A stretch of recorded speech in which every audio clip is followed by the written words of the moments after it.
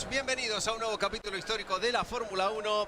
Estamos en el Gran Premio de Sudáfrica de 1982. Nos vamos al 23 de enero de aquel año, en ese legendario, recordado circuito de Kyalami, en donde se abría, en este caso, la temporada 1982, después de que se había intentado hacer lo mismo en la temporada 81, pero finalmente se disputaba la carrera en el 81. No era válida para el Campeonato Mundial, carrera ganada por Carlos Alberto Reutemann. Mucho para recordar, mucho para ver, para la nostalgia, y vemos la estampa de la Ferrari número 27 de Gilles Villeneuve, que comenzaba ese fatídico año 1982, y ahí lo vemos al canadiense acercándose a su auto para agarrar las pertenencias para cambiarse ya directamente y sentarse en la Ferrari 126 C2. Me acompaña Diego Mejía. Hola Diego, ¿qué tal? ¿Qué tal, Víctor? Un saludo. Es el inicio de la temporada de 1982, el Gran Premio número 358 en la historia de la Fórmula 1, la 18ª vez que la Fórmula 1 corría en territorio surafricano y la 15ª en la que se corría en este circuito de Kyalami o Kyalami. 4 kilómetros, 104 metros, que se recorrerían en 77 ocasiones para completar más de 300 kilómetros de carrera, 316 exactamente. Ya tenemos allí la parrilla de salida que tenía en la pole a René Arnoux. En el Renault había conseguido la que era en ese entonces su 10ª pole en la Fórmula 1, en el Renault RE30B con el motor turbo.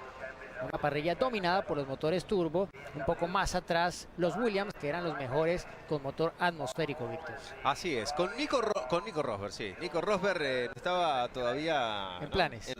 Bueno, a lo mejor lo había pensado, pero no, le quedaba un tiempo todavía para llegar al mundo. Keke Rosberg, como compañero de Carlos Alberto Reutemann, debutando en esa carrera en el equipo Williams. Había debutado en Fórmula 1 hacía tiempo, pero le ganaba la clasificación.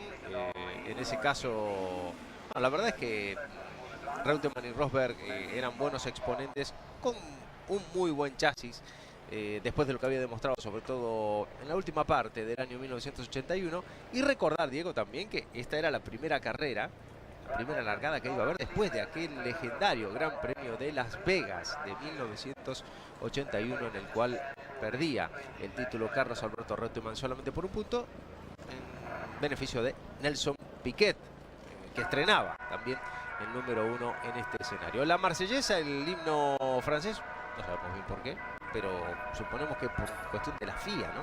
En aquel momento vemos la cinta que cruza la... Sí, se va a inaugurar la temporada del 82. Se debería ser por eso, ¿no? Muchísimo público, se ve mucho público en ese legendario circuito de Kyalami, donde se disputó con esa configuración, con ese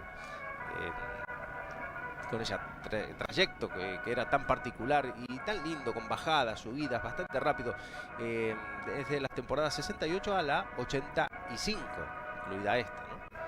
Era, aparte de la 10ª por en la carrera de Arnoux, también la 10ª ocasión en la que Nelson Piquet partía desde la primera línea en el Brabham BT50, también con motor turbo cargado BMW. Vemos a Keke Rosberg, quien se estrenaba en el equipo Williams. No Nico, como dije yo antes. Bueno, el casco, cuando Nico debutó en Fórmula 1, tenía un casco relativamente parecido, con algunas partes en amarillo, ¿no? Sí. El de su padre. Sí, era el mismo diseño antes de mudar a ese color negro, con el cual, bueno, tuvo sus mejores días en la Fórmula 1, el hijo de Keke. La parte izquierda de la pantalla vemos cómo ya están atándole los cinturones de seguridad a Carlos Alberto Reutemann, el Williams número 5. Reutemann había decidido abandonar la Fórmula 1 después de lo que había pasado en Las Vegas 81, la frustración total de no haber podido conseguir el título mundial y toda la situación que también rodeó al equipo Williams en aquel momento. Y Frank Williams le convenció durante el invierno europeo a retornar a la Fórmula 1, le guardó el sitio en una configuración de equipo que había cambiado bastante, sobre todo porque para Williams era muy fuerte perder a los dos pilotos. Alan Jones, después de muchos años en el equipo y después de haber conseguido el título en el 80, decidió retirarse de la Fórmula 1, y si también se le iba a Reutemann, tendría dos grandes valores que se le iban a dejar bastante huérfano de talento al equipo.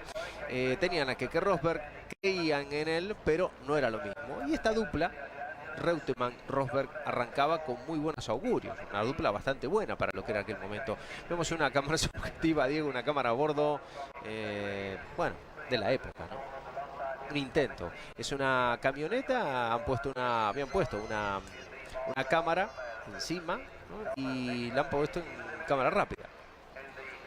Vemos bueno, da un poco más, una sensación aproximada a lo que podía ser estar en un auto de Fórmula 1, obviamente con una altura mucho mayor, un circuito por lo menos muy particular. se ven mejor los baches y las imperfecciones que tenía este circuito. Esta era la última curva, justamente rapidísima curva de The King, que daba paso a la recta principal. Pero bueno, digo, hay una cosa que no podemos dejar pasar por alto, que significó el arranque de esta temporada 1982. Entre otras cosas, en el apartado técnico, lo más reseñable era la eliminación y la prohibición de las famosas polleritas, de las faldillas, de las skirts abajo de los autos. No se podían utilizar ya más, ¿vale? El tema del efecto suelo se iba a prolongar por un año, y los autos se mantenían muy inestables también por esta causa, ¿no? Pero aparte de esto, hay que recordar una huelga de pilotos que se produjo antes de esta carrera. Estuvo a punto de no disputarse, siempre rodeado de polémica al final este Gran Premio de Sudáfrica. En el 81, una carrera que no fue finalmente valedera para el campeonato mundial, y en este 82, una huelga de pilotos que a punto estuvo de complicar definitivamente la disputa de este Gran Premio. Vayamos por pasos. En el lado humano, los cambios que hubo, también hay que reseñar el retorno de Niki Lauda. Un grande, ¿no? Un grande como Niki Lauda. Había llegado a probar el año anterior el McLaren MP4-1. Sabía que con la fibra de carbono en los chasis tenía la seguridad que él siempre había buscado en la Fórmula 1. Estampa inolvidable de Gilles Villeneuve, ya sentado en su Ferrari. Como vemos, el canadiense parado para comenzar la temporada 1982.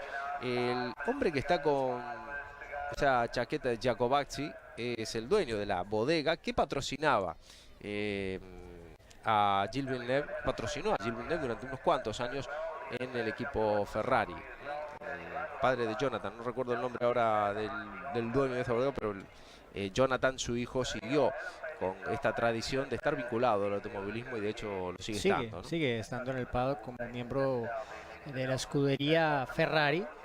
Ahí vemos a Ricardo Patrese en el otro auto del equipo Williams, y justamente a quien mencionabas, Víctor, a Niki Lauda, fue el hombre que estuvo en cabeza de esta huelga, que totalmente hizo retrasar todas las actividades desde lo que fueron los entrenamientos libres para este Gran Premio de Sudáfrica.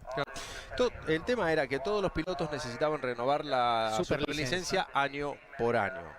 Un documento imprescindible para poder conducir un Fórmula 1. Cuando llegaron al poder de los pilotos, estas iban acompañadas de ese año, iban acompañadas de un escrito que la mayoría de los pilotos se negó a firmar. Todo esto era debido a la disconformidad que había, sobre todo con tres cláusulas. Estas tres cláusulas que los pilotos no querían firmar eran la validez de las licencias, que era solamente para un año, la obligación de respetar los reglamentos futuros, que ya era como firmar una sentencia, y también disputar únicamente grandes premios de Fórmula 1 y no pruebas de resistencia, así como cualquier otro tipo de carrera que pudiera acarrear un accidente y un peligro para el piloto, y por consiguiente un perjuicio para el equipo. Cuando vieron esto los pilotos dijeron: no, esto no lo firmamos ni locos. Y ahí empezó la medida de fuerza. Se fueron todos a un hotel, ahí en el Hotel San Isaac se quedaron a dormir todos juntos, hicieron muchas bromas, hay muchísimas fotos que reflejan lo que pasó aquella noche, que fue un tinte divertido, pero para algunos, para los más veteranos, no tanto. Entre los que estaba Carlos Alberto Reutemann, que había retornado un poco, no sé si decir a desgano, a la Fórmula 1, pero no estaba para este tipo de cosas que, como decías, Niki Lauda encabezó. Eso que retornó con todo Niki Lauda. La estampa de los dos Williams.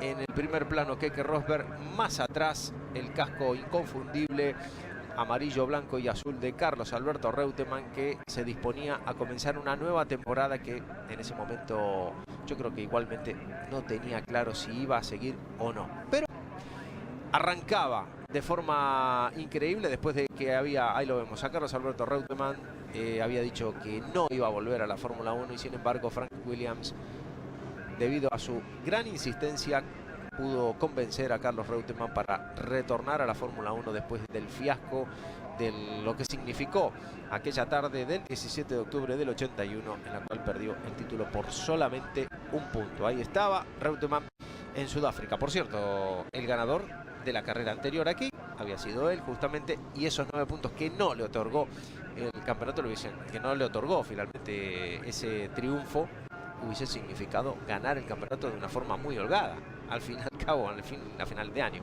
Así es. Pero bueno, fueron cosas que sucedieron en ese también convulsionado 1981, y este 1982 también lo iba a hacer, pero estaba ahora a punto de arrancar. La era turbo, probablemente a pleno, se disponía a dar el primer gran paso, con ya varias escuderías apostando, entre ellas la campeona del mundo, Brabham, con su campeón del mundo Nelson Piquet, con el Brabham BMW, Renault, que ya había inaugurado esa era en el año 77, Ferrari, que ya había empezado en el año 81 a utilizar ese tipo de mecánica, y no era ninguna novedad que en la altura de Kyalami estuviesen ahí adelante.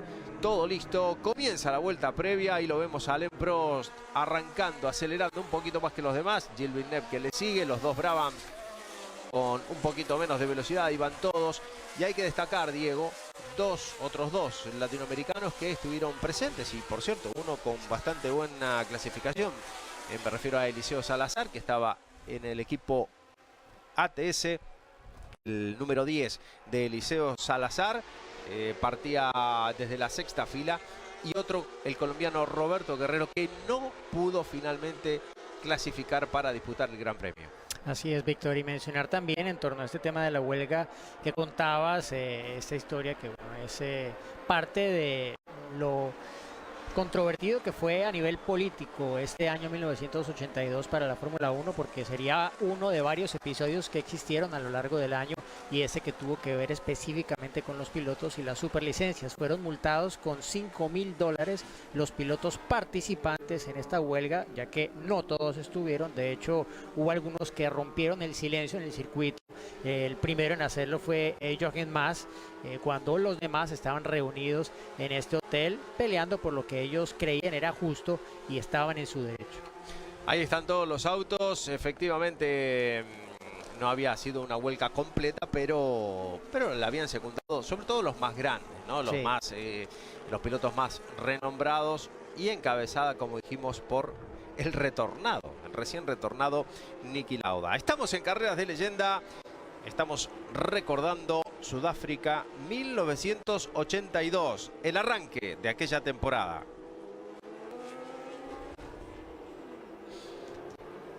Ahí están todos los autos, el pelotón de Sudáfrica 82, encabezado por René Arnoux. El Renault de Alain Prost en realidad está, como vemos, en quinto lugar, detrás de la Ferrari de Gilles Villeneuve, los dos Brabhams de Piquet y Patrese a la izquierda de la imagen. Un poquito más atrás la Ferrari número 28 de Didier Pironi. Y extrañamente se había metido, parece que era el auto de Alboreto, el Tyrrell de Alboreto, que se había metido delante del auto de Reutemann. Tenía que dejarle paso a Reutemann, lo vemos allá al final, se tuvo que tirar un poco para la parte derecha de la pista de manera un poco exagerada, porque no le había dejado espacio Michele Alboreto, que aparece ahora también en la imagen, pero se había puesto delante en la vuelta previa del piloto argentino. Vamos a ver lo que pueden hacer. Ahí está René Arnoux, el poleman, mirando a la zona seguramente donde había un solo semáforo, por eso tenían que estar muy atentos y tenían que tener una agudeza visual muy especial los pilotos en aquella época para saber en qué momento se ponía en marcha el Gran Premio. Todo listo para que comience la temporada 1982. Se retiran los últimos carteles. Todo en marcha. Ahí está la luz roja que tiene que pasar a la verde. Ahí estaba. Comenzaba el campeonato 82 se quedaba mucho. Piquet, viene Reutemann por allá al lado del guardrail tratando de ganar alguna posición el argentino, cuando René Arnoux pica en punta sin ningún tipo de problemas y Alain Prost, increíble, pasando a todos. Un 1-2 en esta primera curva de Kyalami, cuando veíamos a Reutemann bastante complicado después de haber arrancado muy bien. Ahí están en la zona de Juski Sweep y yendo a la famosa curva de Sunset Bend. Qué lindo circuito aquel de Kyalami. Los dos Renault Turbo dominando la primera vuelta de Kyalami 82, Diego. Mencionar que antes de este gran premio era usual que en la salida los motores Renault con el turbo sufrieran bastante por el lag y la salida no fuera buena, más allá de que eran realmente de los más veloces a una vuelta en clasificación. Pero para esa temporada habían trabajado bastante en ese sentido y quedaba muy claro en el arranque de la temporada que en ese frente ya no eran tan débiles como en el pasado. Jean-Pierre Jarier. Problemas para el piloto francés, que había terminado también con golpe la temporada anterior, la temporada 1981, y aquí apenas empezaba la temporada 82, volvía a los problemas, tuvo varios encontronazos dialécticos con su jefe Enzo Osella, y ahí terminaba, como veíamos, después de atravesar las catch fences contra el muro de, bueno, en ese caso de neumáticos tuvo suerte porque había un muro de hormigón ahí atrás. Bueno, pero realmente era muy primitiva la seguridad y esos dispositivos que estaban allí eran justamente parte de digamos, la seguridad que buscaban mejorar para los pilotos en caso de una salida de pista, pero obviamente no estaban tan estudiados y en algunos casos podrían llegar a ser hasta incluso más perjudiciales. Luego de unos años se prohibiría, de hecho, el uso de este catch fence, de esas mallas, como parte de los dispositivos de seguridad en las vías de escape de los circuitos. El colombiano Roberto Guerrero, decíamos antes que no había podido clasificar con su Ensign Ford con el número 14. Tampoco pudieron hacerlo el italiano Teo Fabi con el Toleman Hart, Brian Hendon con el Arrows Ford, Ricardo Paletti con el Osella Ford y Mauro Baldi con el Arrows. Arnoux en la primera curva. Arnoux que está en la tercera de las 77 vueltas que tiene que tener este Gran Premio de Sudáfrica, la prueba de apertura de 1982, allí donde se corrió de forma constante e ininterrumpida desde la temporada 68, un escenario que la verdad es que se convirtió en leyenda de la Fórmula 1 y que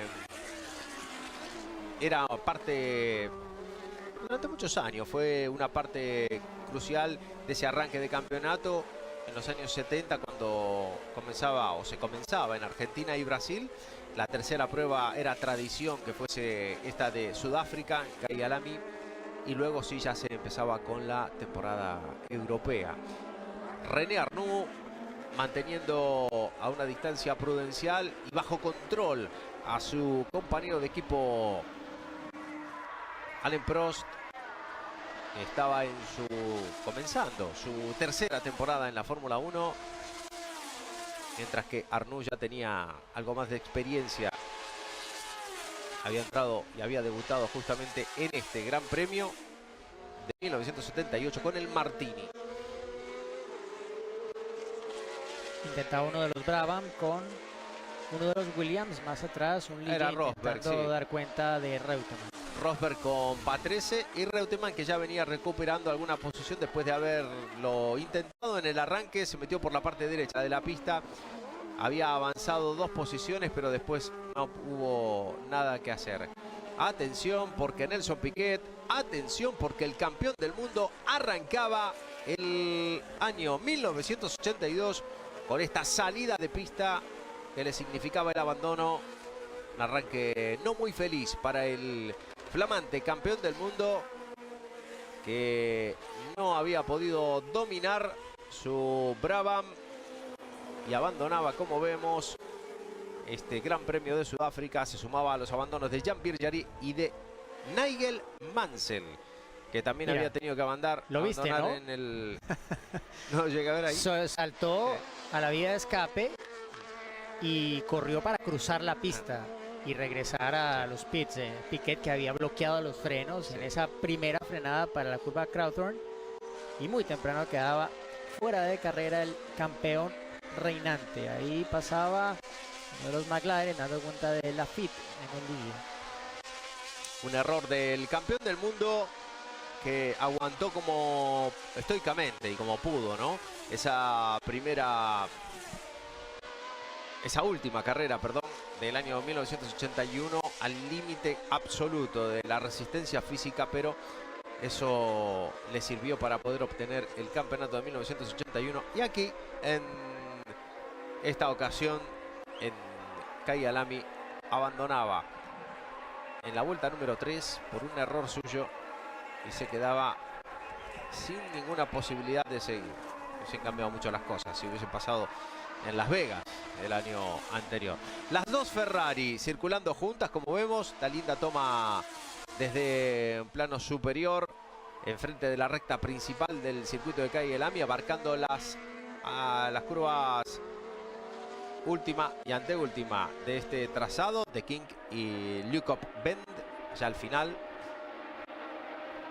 toda esta parte, todo este sector que cuando se acometió a finales de los años 90 la remodelación absoluta de este circuito, ese fue uno de los sectores que desapareció, aunque para el más moderno trazado de Kay Lamy, estrenado con la Fórmula 1 en 1992, sí que se aprovechó algunos tramos, pero de forma inversa a la que se disputaba este Gran Premio, esta edición, por ejemplo.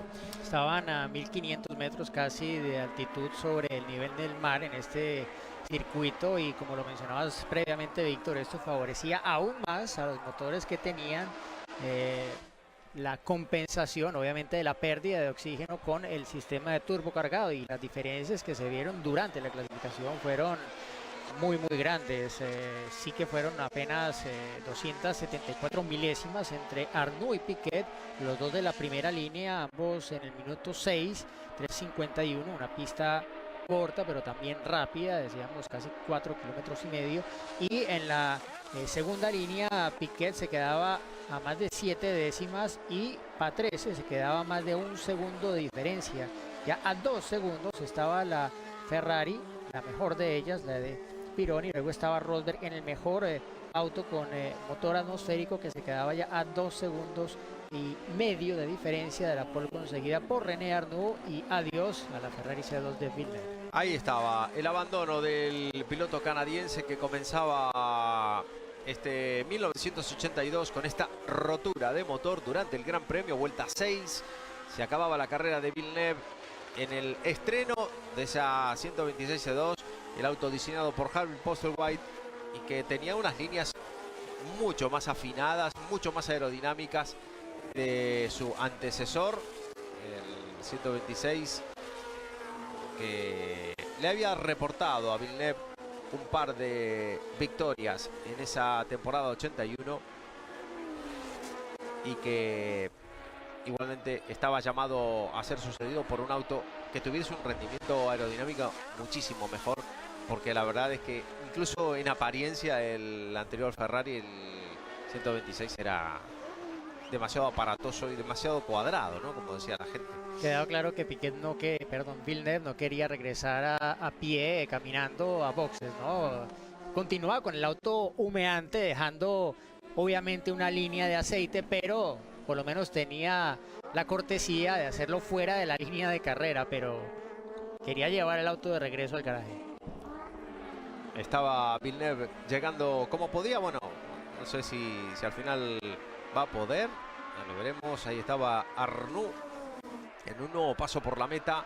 Pero fíjate cómo viene un alumno que ya había aprendido bastante. Un alumno que ya sabía lo que era vencer y más de una vez en la Fórmula 1, llamado Alain Prost, y que estaba aprendiendo también algo de un compañero de equipo levemente más experimentado que él. Había debutado un par de años antes, casi 2 años antes, y Alain Prost lo hacía en el primer Gran Premio de 1980, obteniendo ese sexto puesto en el Gran Premio de Argentina. Habían sido victorias para Alain Prost en la temporada 1981 en Francia, la primera que obtenía Alain Prost en Dijon-Prenois, y luego repetía victoria en Holanda, en Zandvoort y en Monza, en Italia. 3 victorias en el año 81 para el hombre que estaba llamado a ser grande dentro de la Fórmula 1, ya empezando su tercera temporada, persiguiendo de menos a más. Carrera típica para el piloto francés. Y los dos Renault, digo, que se divisaban, se podían distinguir claramente, porque el Renault de Prost tenía ese toque de rojo en la parte delantera, en el morro, en la trompa. Además de tener unas pequeñas alas delanteras al lado y lado de ese cono, mientras que no la llevaba el auto de su compañero de equipo René Arnoux. Bueno, como vimos en los dos Williams, que no llevaban los bigotes delanteros, en el caso de Renault sí lo llevaba Prost y no lo llevaba Arnoux. En el caso de las dos Ferrari no lo llevaba ninguno de los dos pilotos, pero para los hombres que querían pelearle de alguna manera alguna posición a los motores turbo y no llevaban ese tipo de motor, como por ejemplo los Williams, tenían que tratar de quitarlos y mantener el auto como podían en las curvas rápidas, que eran más de una en este circuito de Kyalami, pero era el único arma con el cual podían pelear en las rectas de Kyalami, donde los motores turbo tenían incluso más ventaja. Es el auto número 15 del perseguidor, del líder.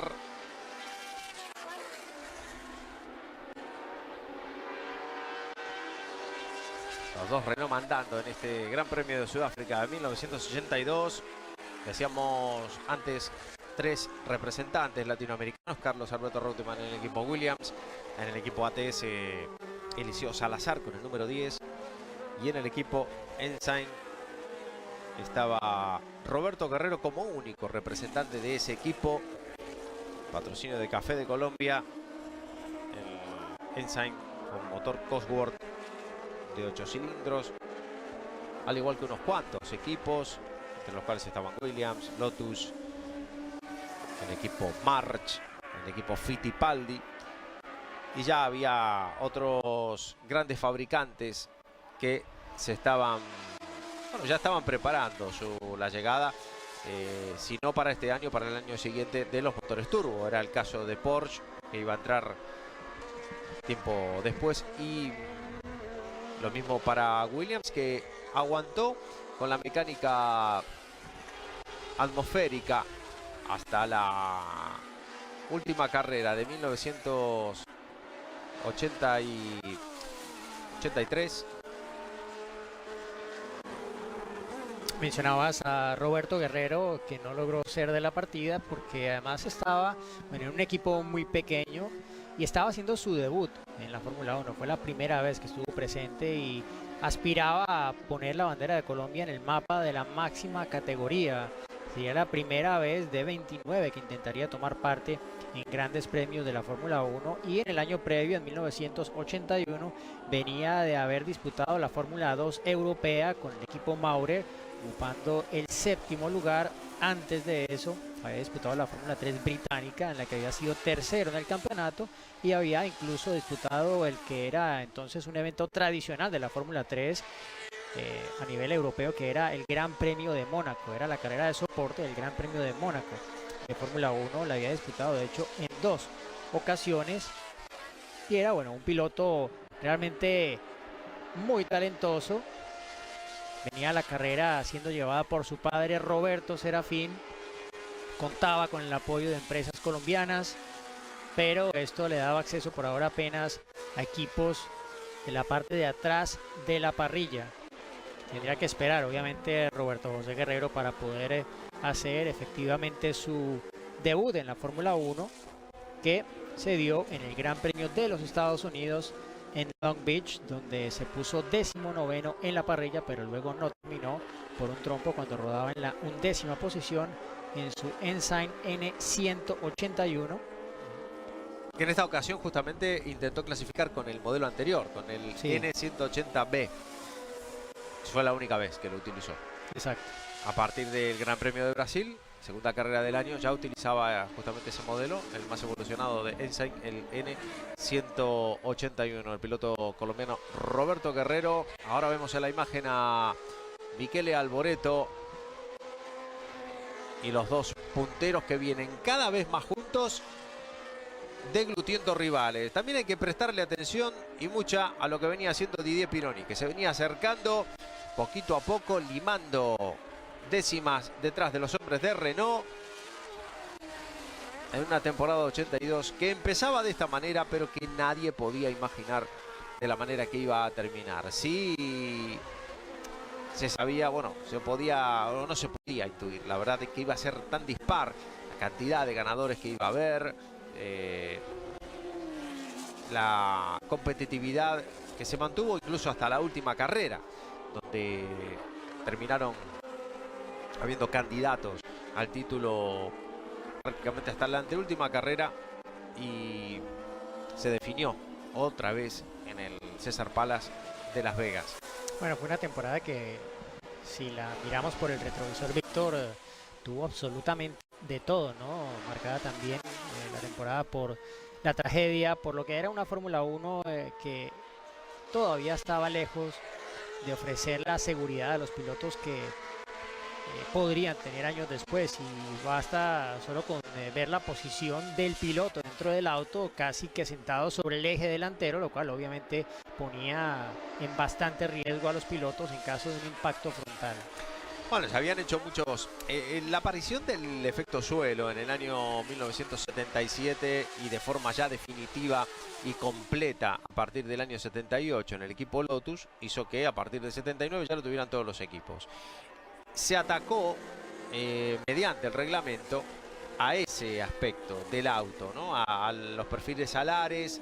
En el año 81, bueno, después de la prohibición de las faldillas, incluso de las faldillas móviles, vino la prohibición de las faldillas de las polleritas fijas, estáticas, ¿sí? Y de las suspensiones hidroneumáticas, que habían ellos hecho su aparición a principios del año 81 y que también estaban prohibidas para este año 1982. Esas suspensiones que elevaban el auto para que den la medida reglamentaria necesaria en los boxes y que en carrera, en la pista, hacían que el auto bajase y se pegase al piso de una manera...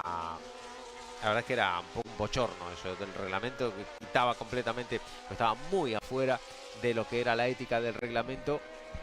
Entonces se centralizó tanto la Fórmula 1 en ese aspecto, en el aspecto aerodinámico, sobre todo en el fondo de los autos, que otros aspectos parecía que se iban dejando de lado y no eran menos importantes. Había habido ya algunos accidentes en los cuales las piernas de los pilotos habían salido muy maltrechas.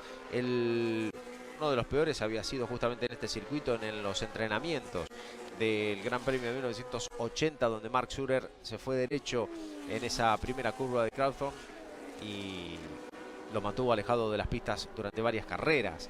Vemos ahí claramente en esta toma de Didier Pironi lo adelantado que iba el piloto, y fue algo que se empezó a trabajar, pero se tardaron algunos años en poner al piloto un poco más atrás o cada vez más atrás, a finales de la década, bueno, en el año 88, donde vino el paso más significativo, pero se tardaron unos 4 o 5 años en lograr que el piloto estuviera más protegido dentro de la estructura del auto.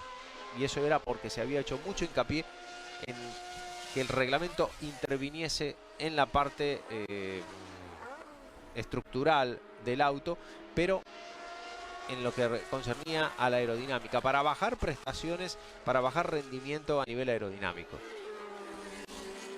El cambio más drástico, de hecho, vino a partir de la temporada 1983, la siguiente a esta, donde se prohibieron completamente ya los perfiles alares en los pontones de los autos.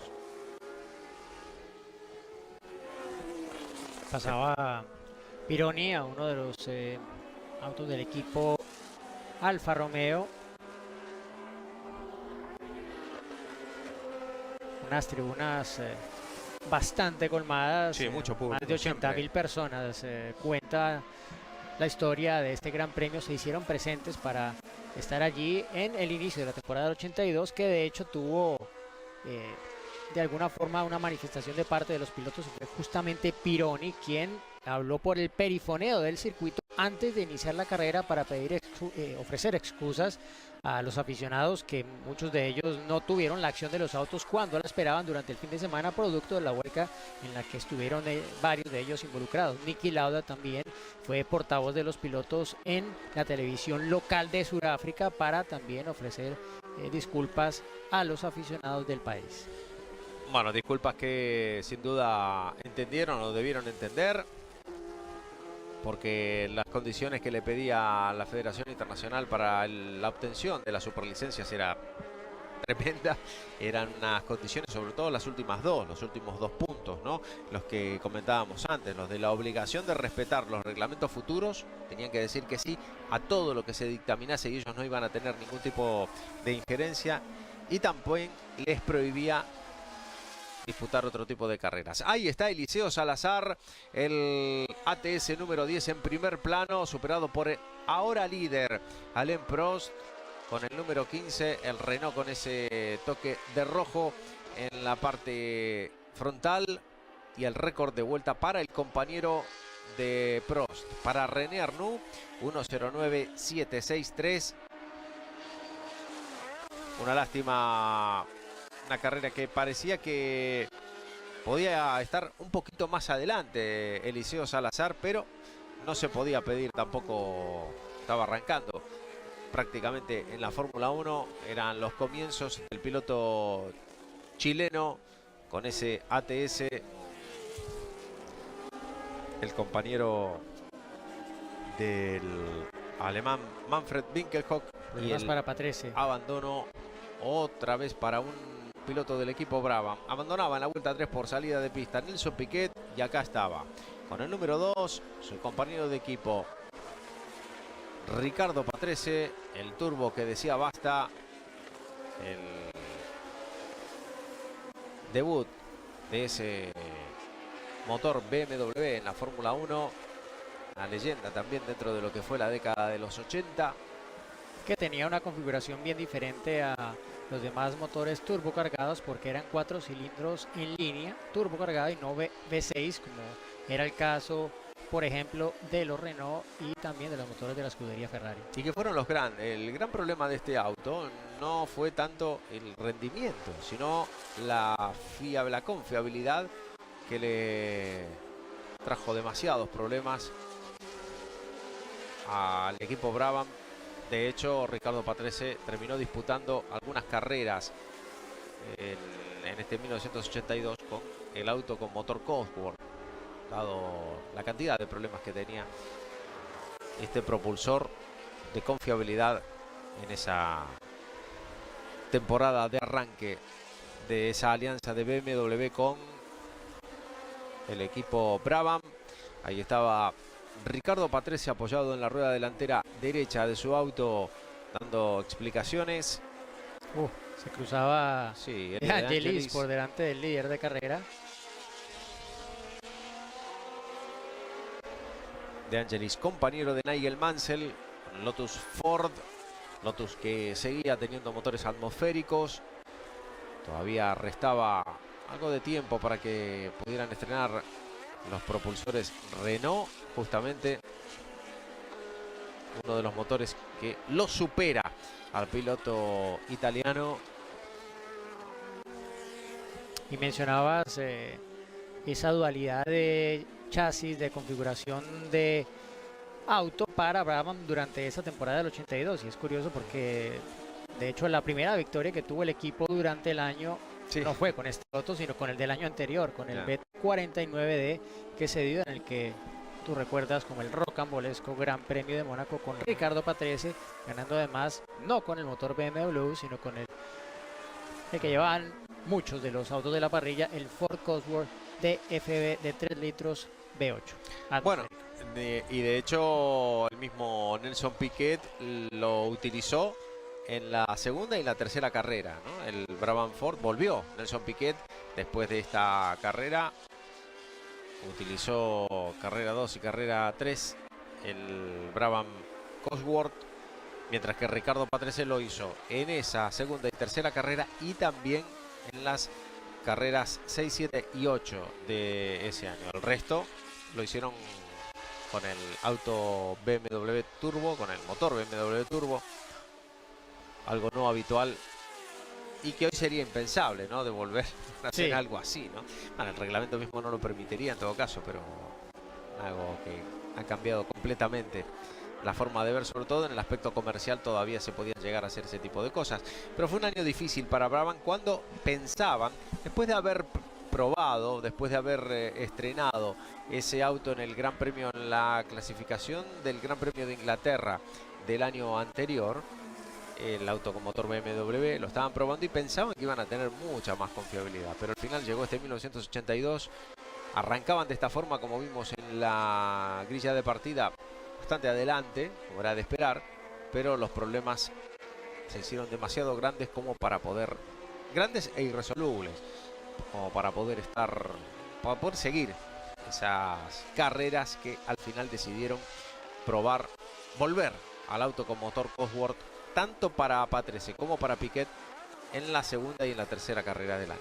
Hasta Canadá pudo finalmente el equipo Brabham poner a funcionar el auto con ese motor BMW. Las largas rectas del circuito Gilles Villeneuve obviamente sumaron para ello. Allí podría, digamos, el motor estirar un poco más sus piernas y consiguieron esa primera victoria con el auto y el motor del año. Justamente ahí obtenían esa victoria en el retorno exactamente, y que fue la primera victoria de Piquet después de mucho tiempo también. La imagen de Didier Pironi, que sigue acechando a una cierta distancia a los dos hombres de Renault.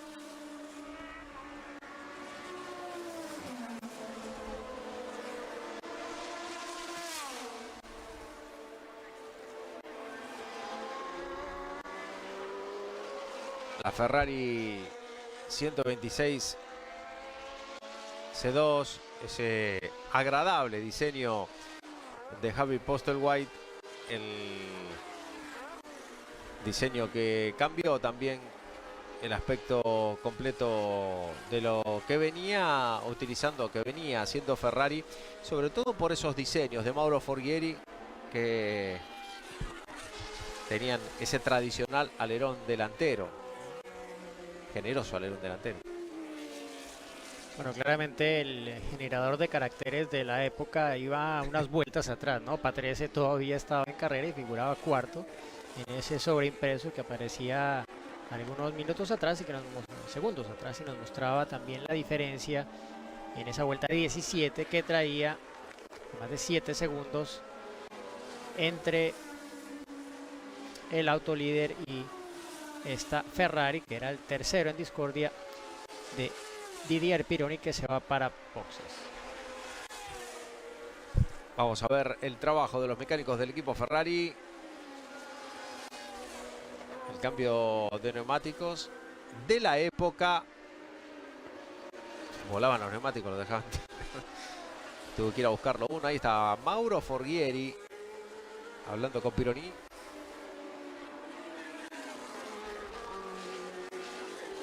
Se toma su tiempo, pero tienen problemas con la trasera izquierda. Fíjate, Diego, ahí están con problemas y Pironi que pierde un tiempo. Una cantidad de tiempo increíble en esa parada. Boxes. Sale ahora. No lo cronometré, pero deben haber sido alrededor de 20 más o menos, ¿no? 20 segundos sí, lo que tardaron. En lo que había en la época. Cambio de neumáticos. A lo que se podía llegar a tardar. La Fórmula 1 que tenía, si no me equivoco, son 4, ¿no? Los bueno, los cuatro proveedores de neumáticos. Estaba Michelin, estaba Goodyear, estaba Pirelli y estaba Avon también.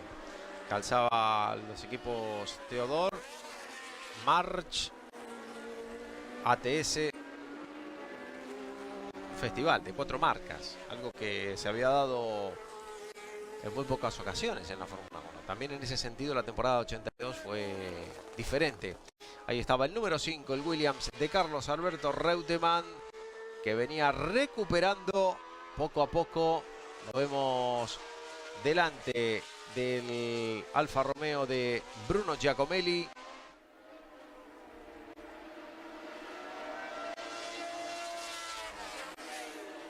El Williams FW07, la versión D, la última, la más evolucionada que tuvo ese chasis estrenado en el ya lejano, para aquel entonces, Gran Premio de Inglaterra, con victoria para Clay Regazzoni en el 79. Y había llegado ya al límite del desarrollo. Posteriormente, en esa temporada 1982, iba a estrenar Williams el modelo FW08. Y estas imágenes de Carlos Alberto Reutemann, probablemente las rememorando lo que fue, haciendo memoria lo poco que lo tuvieron en imagen en el Gran Premio siguiente, en el Gran Premio de Brasil del 82. Se puede decir que eran las últimas grandes imágenes del piloto argentino en su largo recorrido en la Fórmula 1. Vemos cómo dejó bastante atrás ya a su flamante compañero Keke Rosberg y también a John Watson, que por aquel momento tampoco tenía la certeza, por supuesto, probablemente no pudiese imaginar de que se iba a convertir a final de año en uno de los candidatos al título.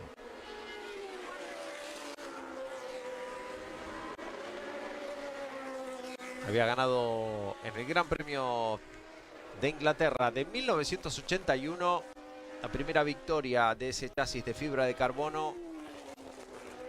Chasis que había debutado en el Gran Premio de Argentina, solamente con Watson al volante, y no con De Cesaris, de esa misma temporada 81.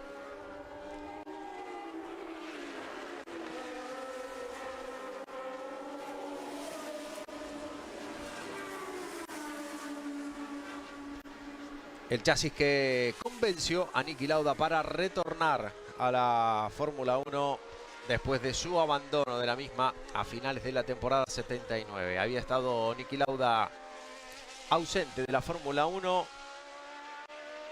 en las temporadas 80 y 81 de forma completa, y a mediados del 81 ya preparaba su retorno con pruebas privadas de ese McLaren y por supuesto un suculento sueldo que había podido negociar con la marca que patrocinaba a McLaren y con Ron Dennis, que ya estaba al mando completamente del equipo, estableciendo las bases de un equipo que iba también a hacer historia en los años siguientes, pero no con ese propulsor, sino con el TAC Porsche, que todavía estaba por venir. Llevaba los neumáticos franceses el equipo McLaren, los Michelin, mientras que veíamos en la detención en pits cómo llevaban los neumáticos Goodyear en la escudería Ferrari. Pasaba aquí, ahí, ¿no? sí. Rosberg, Giacomelli, Alboreto. En el caso del equipo Williams llevaban también los neumáticos Goodyear americanos. Mismo caso para el equipo Brabham. Y como lo decíamos, el equipo que marcaba la referencia en este inicio de temporada, como era de esperarse, el equipo francés Renault llevaba los neumáticos también del país Michelin.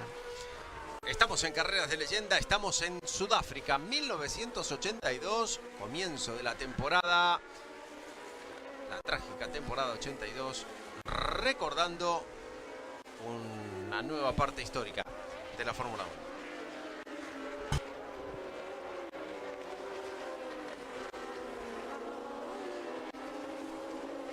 Trepando en la subida el Alfa Romeo de Giacobelli y el McLaren de Watson, el irlandés que le va a superar.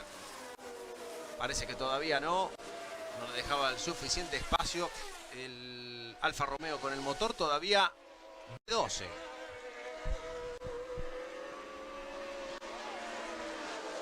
Reclamaba Rosberg levantando el brazo derecho. Sí. Rosberg que no había conseguido marcar ningún punto en la temporada anterior, corriendo para el equipo Fittipaldi, y de repente se encontraba en una situación bastante más favorable.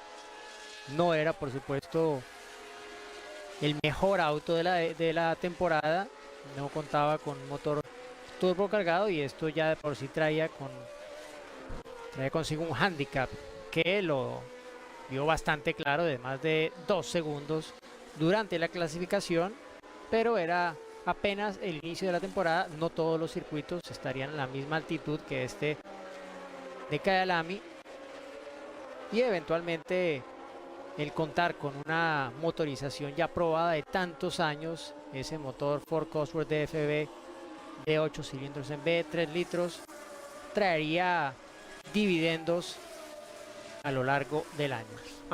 ¿Cómo son las cosas, ¿no? Y la vida en general, las cosas que pasan. Lo que pasaba con Rosberg, que se encontraba sin volante y terminó al final encontrándolo ahí. Este es Slim Borgud, el piloto sueco con el Tyrrell, que se va a mandar una maniobra antológica para recuperar el sentido de la marcha. Tiene que ir hacia la derecha y está apuntando hacia abajo, como vemos. El envión lo tira hacia abajo, pero va a tener que meter marcha atrás. Ahí está, pone marcha atrás, acomoda el auto de una manera no... Es un poco desopilante, ¿no, Diego, esto? Bueno, cree que está en un parking. Ahí está, fíjate lo que va a hacer ahora, ¿eh? Mira dónde... Pero ahora viene lo peor. Ahí está, ahí lo para. Los pelos de punta te ponen. Bueno, lo que le pasó ahí vemos la parte delantera. Nariz, sí. Exacto, tiene desprendido la parte frontal del auto, la carrocería del carenado. Y esto va a motivar que vaya a muy baja velocidad y llegue a boxes para intentar reparar ese sector del auto.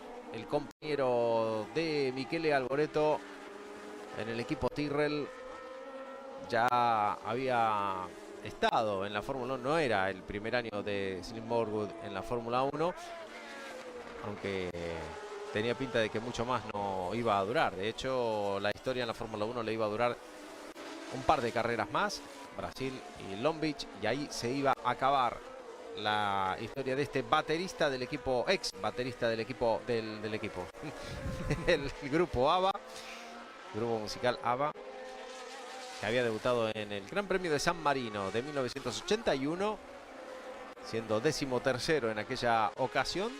A partir de ahí disputó todas las carreras hasta... Bueno, no, todas no, excepto la del final. Y logró un punto, ¿no? En su segunda participación en el Gran Premio de la Gran Bretaña del 81. Exacto. Acabando sexto. Un punto para, en aquella ocasión, Slim Borgud, el sueco, con el ATS. Y esta temporada con el Tyrrell, cuyo periplo iba a terminar, como dijimos, en la tercera carrera del año. Bueno, iba a lograr un destacado 7º puesto en Brasil también. De hecho, durante la temporada del 80, cuando corría en la Fórmula 3 británica y en el Gran Premio de Mónaco, también de Fórmula 3, Borgud corría para el ABBA Racing Team. Que ya sabemos quién lo patrocinaba, ¿no? Obviamente. Lo bancaba ese equipo. Bueno, tenía la publicidad del grupo en los pontones. Bueno, llegó en el ATS. Llegó allí siendo el campeón de la Fórmula 3 sueca. Ahí está, primer plano para Slim Borgud. Y es curioso, pero en el 78, en la Fórmula 3 europea, corría para un equipo que se llamaba Strike Up. Strike, la palabra huelga en inglés también.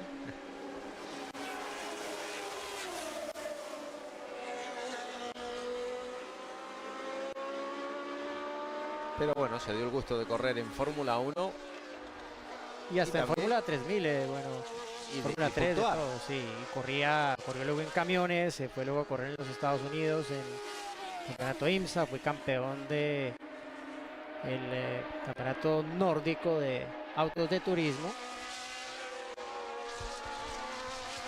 Y bueno, tenía dos grandes pasiones, aparentemente. La música y el pilotaje.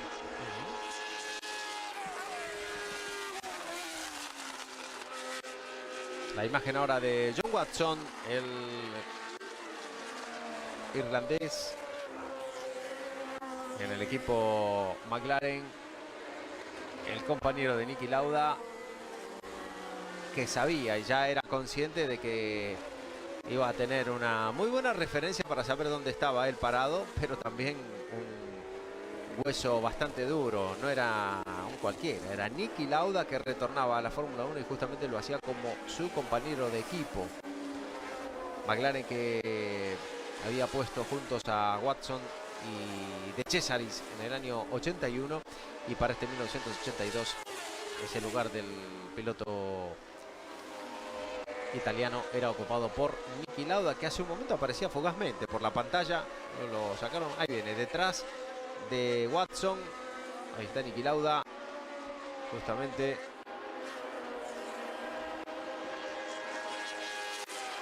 Este pelotón aguerrado, bueno, esto estamos hablando de... Bueno, creo que están bastante... un poco atrasados, sí, un poquito, sí. Unas vueltas atrasadas, sí.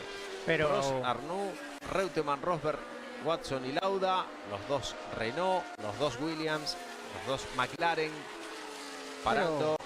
Podríamos hablar ya casi de 40 segundos de diferencia entre el líder de carrera y el siguiente mejor del resto.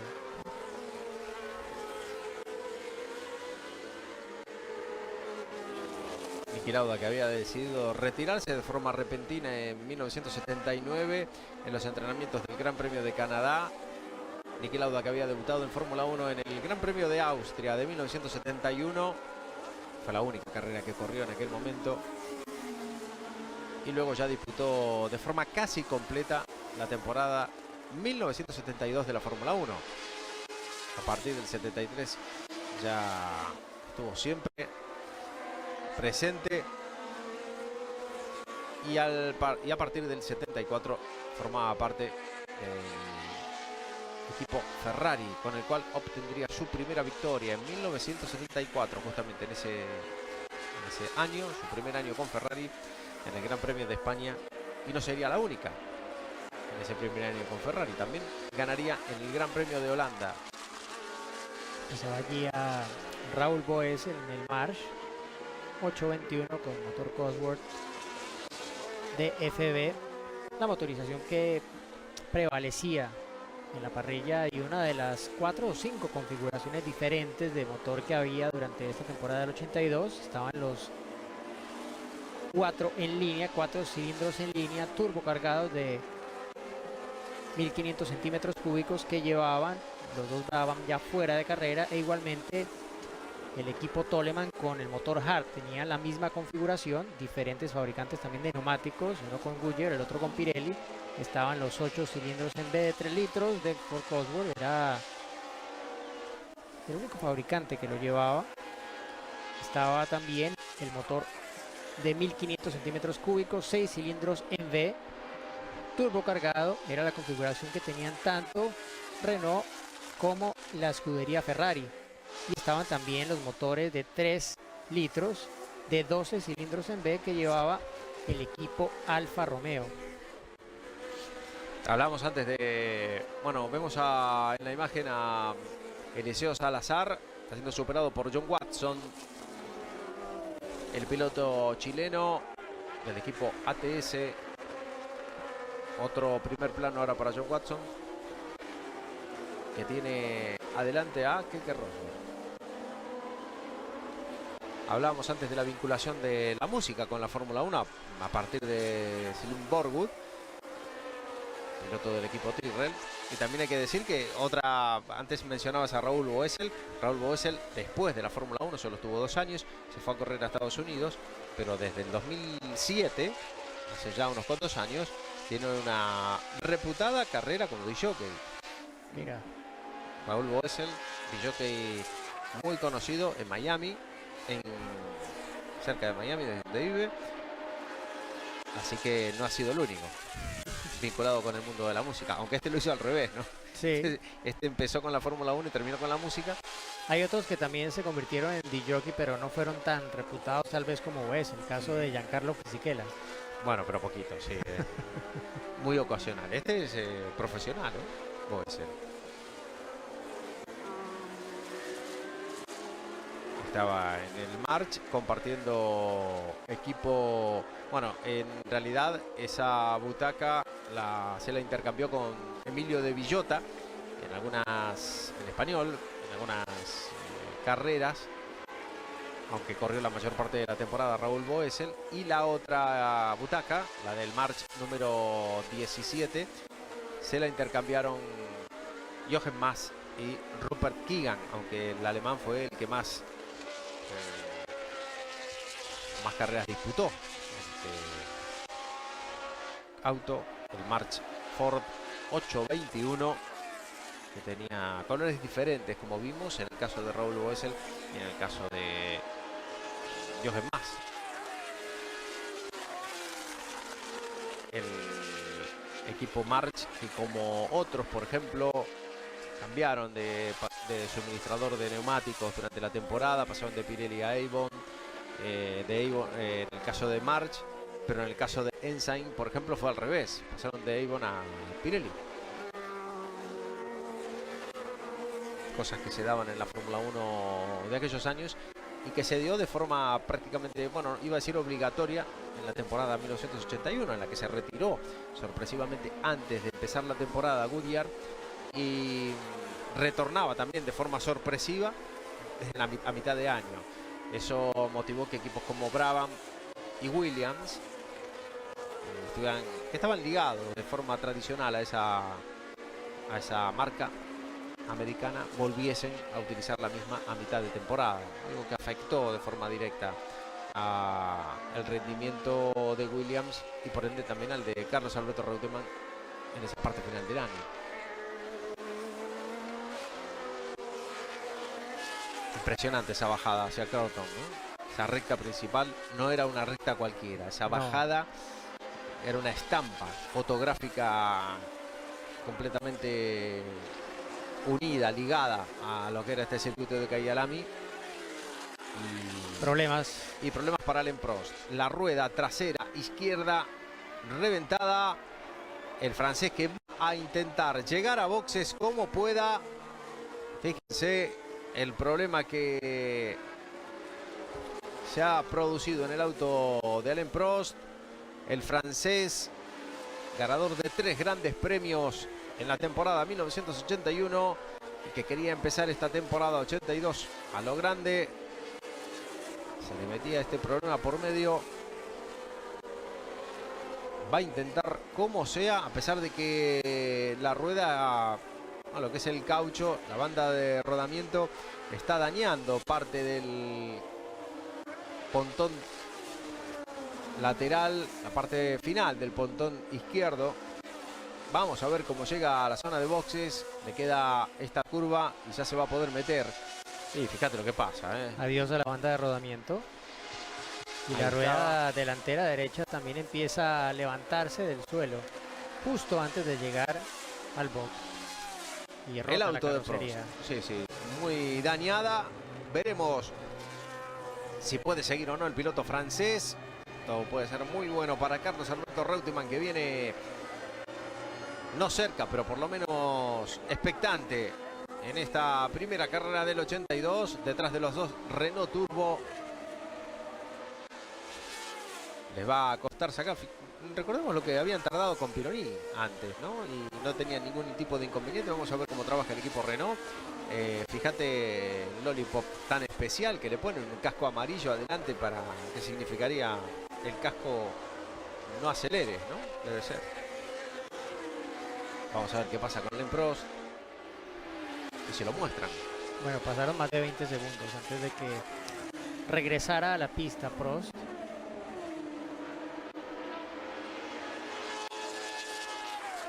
Es el auto de Rosberg con Watson y Pironi.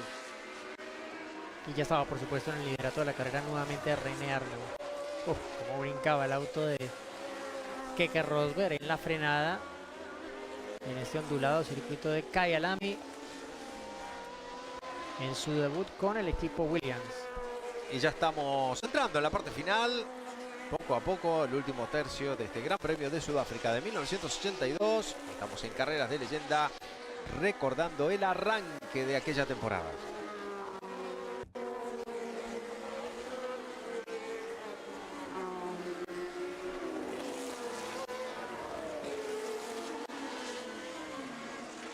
Ese es René Arnoux, el nuevo líder, otra vez encabezando el primer Gran Premio de la temporada 82, el francés, después del problema que tuvo Alain Prost, esa rotura, ese reventón del neumático trasero izquierdo.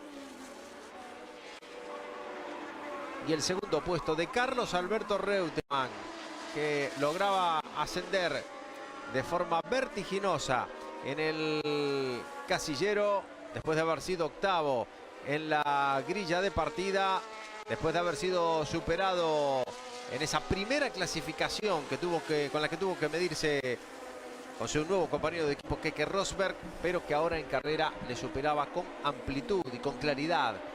Una carrera de Reutemann al estilo Alain Prost, se puede decir, de menos a más. Poquito a poco se vino para adelante con una mecánica que evidentemente estaba muy lejos de lo que podían lograr los motores turbo en este trazado a tantos metros por encima del nivel del mar, y en el cual los motores atmosféricos estaban en una desventaja notable.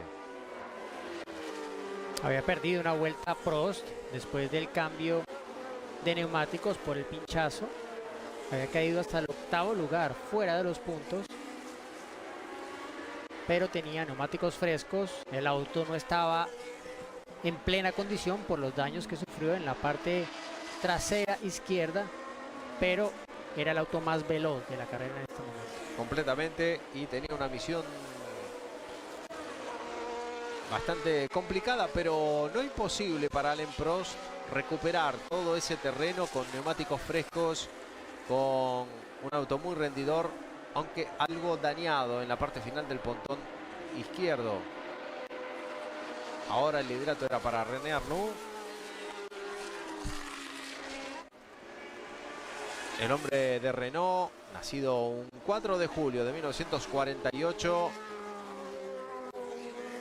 en Pontcharrat, en Isère, Francia.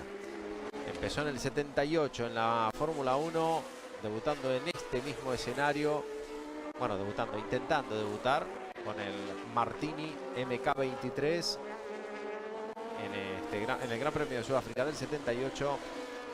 Martini, el equipo con el cual se había consagrado como campeón en la Fórmula 2 europea, la fuerte Fórmula 2 europea de aquel entonces, con ese mismo equipo. Ya venía Prost a dar cuenta de Alboreto para quedar detrás de su compañero de equipo y líder de carrera René Arnoux, para recuperar la vuelta que perdió producto de ese pinchazo justo antes de la curva derecha Jockey, y teniendo que recorrer casi la mitad de la distancia de la vuelta con ese neumático trasero izquierdo pinchado. Mencionaba Arnoux que ya en este entonces contaba con 2 victorias en su haber en la Fórmula 1, ambas conseguidas en la temporada del 80, grandes premios de Brasil y de Sudáfrica. Había ganado, exacto. Se había puesto líder del mundial incluso. Dominaban, parecía que iban a arrasar los pilotos de Renault en aquella temporada 1980, y al final se fueron desdibujando después, una vez que la Fórmula 1 llegó a la temporada en parte europea. Y a pesar de que había obtenido en este fin de semana su 10ª pole en la Fórmula 1, no había ganado ninguna carrera desde la pole.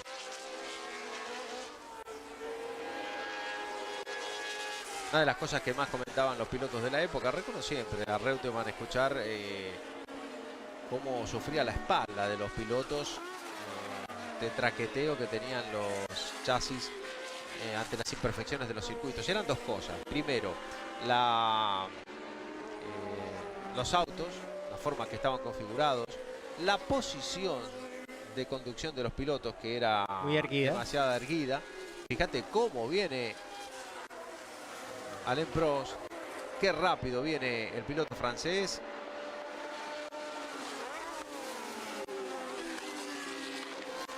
Tiene toda la carrera, no, toda la carrera, tiene una parte de carrera por delante, pero tiene una misión muy complicada. Ahí estaba su compañero de equipo, dejándole paso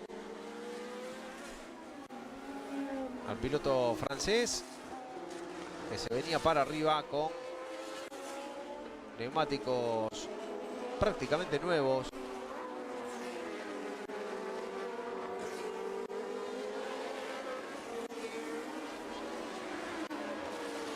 Uno de los Tyrrell que parece que intentaba hacerle frente, ¿o no? El de Michele Alboreto. Ahora no. Fíjate cómo le saca en la recta. Mira, mira, mira. La diferencia que le saca en esta parte recta René Arnoux a Michele Alboreto. Aunque todavía los motores atmosféricos tenían algo que decir. Durante esta temporada 82 dieron muestras de ello. Y bueno, la mejor muestra fue quién fue el campeón, ¿no? Al final. Pero justamente me acordaba por lo de Michele Alboreto, que terminó ganando la última carrera. Atención, porque hay problemas para uno de los autos. Es un Toleman. El Toleman de Derek Warwick, que tiene que decir adiós en esta vuelta 43 al Gran Premio de Sudáfrica. El Toleman número 35 del piloto británico. La salida de pista frenada, como vemos, Diego, por las famosas cat fences, pero esas que te paraban hasta un cierto momento. Después ya sí, te iban quitando velocidad antes de golpear contra la barrera de neumáticos o contra el guardarriel directamente. Y ahí estaba recuperando ese liderato Alain Prost. Creo que van atrasados. Sí. No, este era anterior, ¿no? Van atrasados porque lo de Prost todavía fue en la vuelta 41, claro. El pinchazo, así Qué que barbaridad.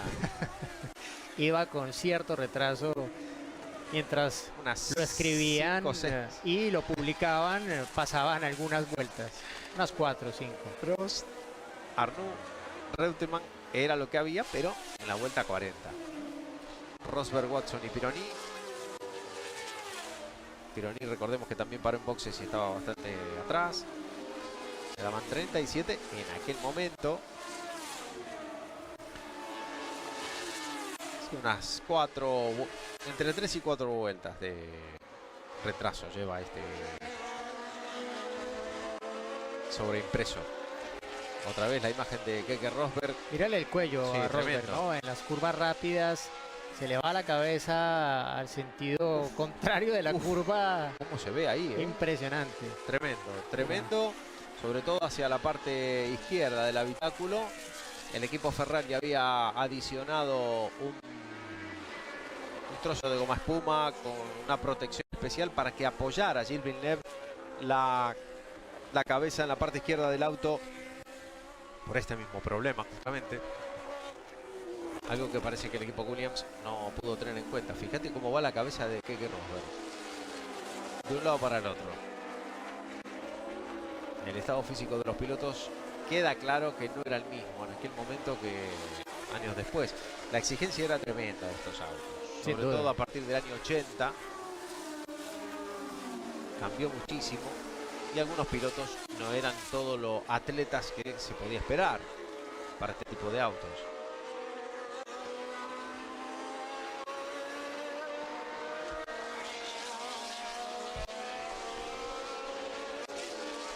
Bueno, y en el caso de Keke Rosberg, era claro que tampoco era el más atlético, ¿no? No. Se podía fumar un cigarrillo antes de arrancar el Gran Premio. Esta vez no lo habrá hecho como debutaba en Williams para no dar mala impresión, ¿no? Pero sí lo hizo con Williams años después. Las famosas fotos de Rosberg fumando en la grilla de partida. O incluso antes de hacer esa super vuelta de clasificación en Silverstone, que por tantos años fue la más rápida en la historia de la máxima categoría. Vemos a la Ferrari de Didier Pironi y el Lotus número 11 de Elio De Angelis. Venía remontando Pironi después de ese cambio de neumáticos muy temprano. Cambió las 4 Goodyear. Vimos cerca de 20 segundos estuvo detenido en boxes, pero esa condición superior de agarre que tenía frente a varios de sus rivales les estaba permitiendo realmente descontar bastante. Se veía cuando van subiendo, ¿no? En la zona después de la curva de Lukop, la posición en algunos autos era demasiado exagerada, ¿no? Bueno, algo que tuvo la posición muy adelantada de los pilotos tuvo algo que ver justamente con este equipo. Ese es Jacques Laffite con el Ligier, utilizando el modelo del año anterior. El piloto y el equipo francés, como vemos, que habían sido candidatos al título hasta la última parte del año 81, utilizando todavía el modelo JS17 en su versión B, que no le estaba dando los resultados adecuados en el motor Matra B12 de 3.000 centímetros cúbicos. La salida lenta de Jacques Laffite.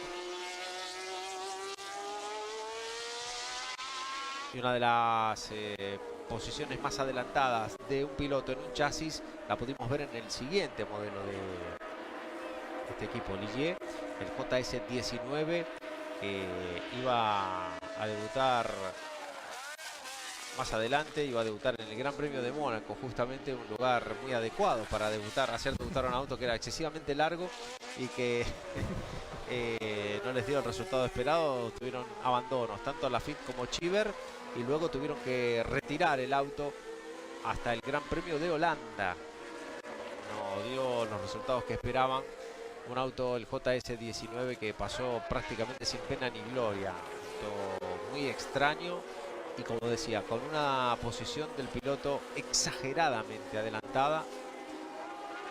Algo que cambió de forma drástica para la temporada 1983.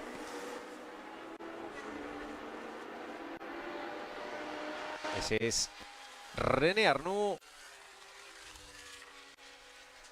Detrás viene, me parece que es el número 10 de Eliseo Salazar.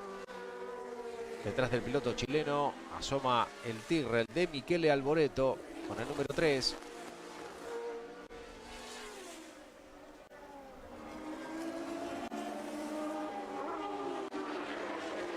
El equipo ATS, que había debutado en la Fórmula 1 en el ya lejano 1977 en el Gran Premio de Long Beach, con Jean-Pierre Jarier, y con participaciones esporádicas de el alemán Hans Heyer y el austríaco Hans Binder de Hahn.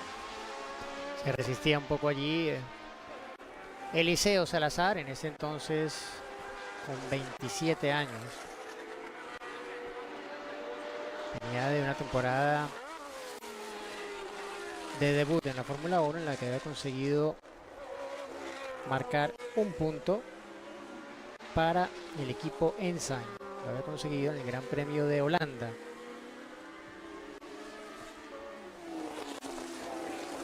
En el circuito tradicional holandés Zandvoort.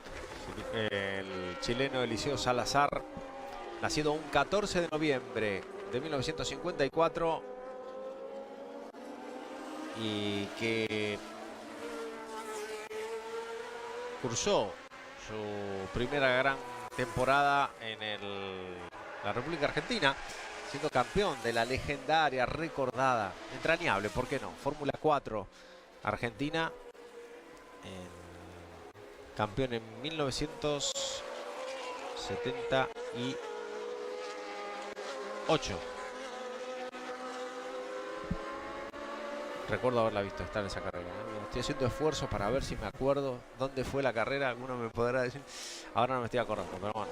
Trabajaba Enrique Scalabrini. Bueno, mira, esto ya es más aproximado a la realidad de la carrera. el dibujo actual. Así es, con Ahí está. Arnoux con más de 30 segundos de diferencia. Pironi, que ya estaba tercero y que venía descontando sobre Reutemann. 41 segundos de diferencia, eran 8 casi los que separaban al segundo del tercero. Unos 3 segundos fuera del podio estaba Rosberg y se le alejaba cada vez más Didier Pironi. Y Arnoux sí tenía un liderato bastante cómodo, pero ya estaba regulando porque veíamos como Alboreto en el Tyrrell conseguía ir casi tan rápido como él, cuidando neumáticos, obviamente, viendo que en este cálido inicio de temporada tenía que preservar esos Michelin para intentar llevarlos hasta el final de la carrera. Gran labor de Carlos Alberto Reutemann, como veíamos, haciéndole frente, bueno, siendo el mejor piloto no turbo. En esta fase de la carrera bien afianzado, el piloto de Williams en este año con el número 5, después de haber utilizado el número 2 en la temporada 81, ganador en este escenario. Ahí lo vemos al argentino, ahí lo vemos a Reutemann con el número 5. El ganador de este Gran Premio de Sudáfrica en los años 1974 y 1981. El año anterior a este que estamos viendo, en donde no se otorgó puntos para el Campeonato del Mundo, con el consiguiente perjuicio para la carrera deportiva de Reutemann y el beneficio de la carrera deportiva de Nelson Piquet, que ganando una carrera, bueno, que en esa carrera podría haber perdido, si hubiese tenido puntos, hubiese perdido claramente el campeonato. El Williams FW07 versión D, el cual ya Patrick Head no podía hacer más para estirar el desarrollo de ese auto.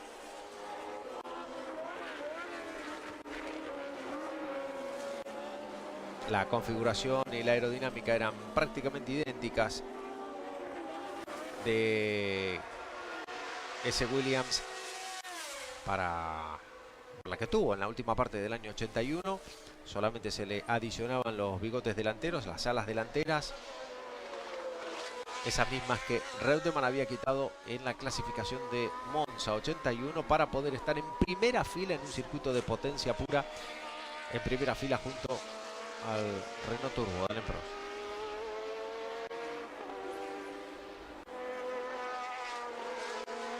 Día soleado en Kyalami, muchísimo público en el legendario ya inexistente circuito de Kyalami en esa configuración. Luego el que vino después aprovechó, recordemos, algunas partes del circuito, este mismo circuito que estamos viendo,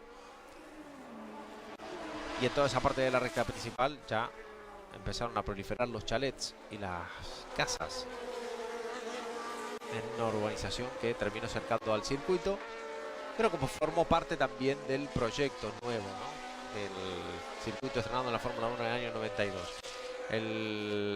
Después de varios rumores de que la Fórmula 1 podía volver a Kyalami, a Sudáfrica, sobre todo un rumor insistente en la temporada 2011 de que había una posibilidad bastante cierta, aunque Bernie Ecclestone siempre dejó caer de que podía ser posible, ¿no? Ahora no sabemos en qué estado exactamente está, solo sí se sabe que el circuito fue comprado por Porsche en 2014 y que se encuentra en una fase de remodelación.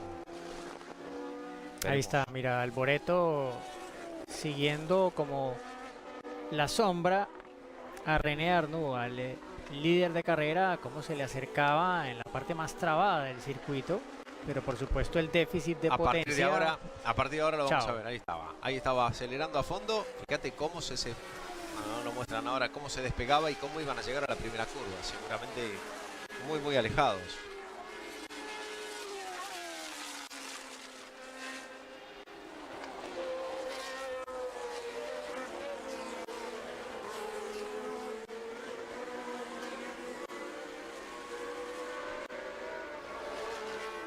Ahí está la imagen de el hombre que regresaba a la Fórmula 1 en esa temporada del 82. Será Niki Lauda cuando regresa el Ligier de la FIT al box para decir no va más. Ahí estaba el abandono del piloto francés. Estaban los dos autos del equipo Ligier fuera de carrera, tanto él como su compañero de equipo norteamericano Eddie Cheever.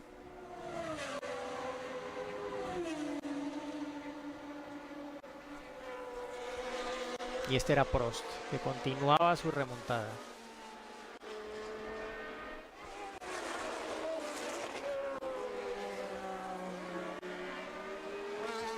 Remontada que estaba siendo realmente espectacular para el piloto francés,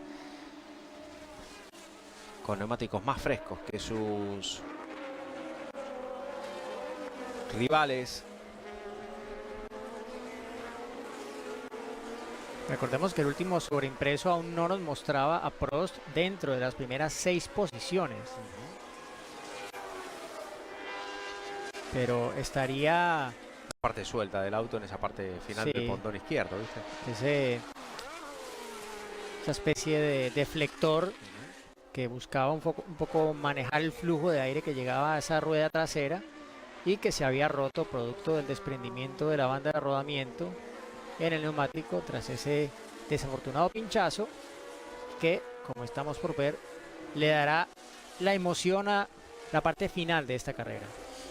Ahí estaba René Arnoux manteniéndose como líder con Carlos Reutemann en segunda colocación, y más atrás, bastante más atrás, viene recuperando a pasos agigantados Alain Prost, que había estado en el liderato, pero tuvo un problema con la rueda trasera izquierda, un reventón, tuvo que hacer más de la mitad del circuito en esas condiciones y después se demoró bastante en boxes para poder reemplazar el caucho, sobre todo poder sacar la llanta de ese auto cuando vuelve a marcar el récord de vuelta. 1:08.278 para Prost.